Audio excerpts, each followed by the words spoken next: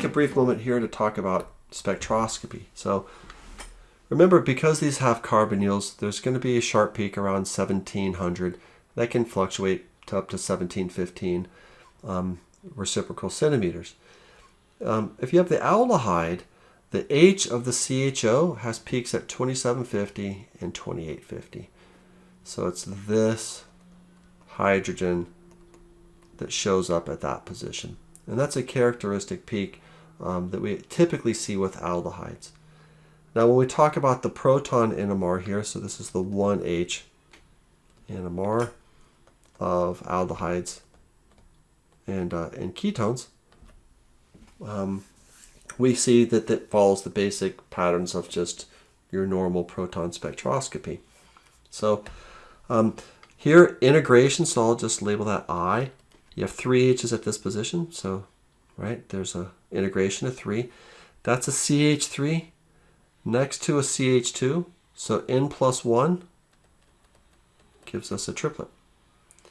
Right, so your integration here at this center carbon is 2. There's 2 H's right there. 3 hydrogens on the left side, 1 on the right side, that's 4. 4 plus 1 gives us a pentet there. And then over here we have 1H, so your integration here is 1. So here's your N plus 1 again.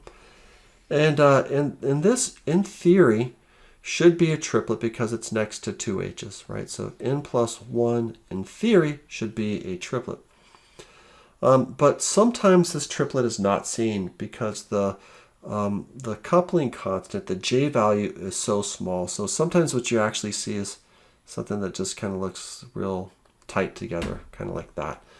So often that triplet appears to be a singlet there because your coupling constant J value is really small there.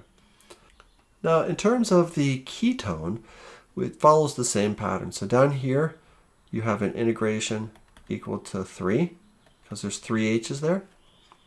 That's next to a carbon with no H's, so your N plus 1 here will be a singlet.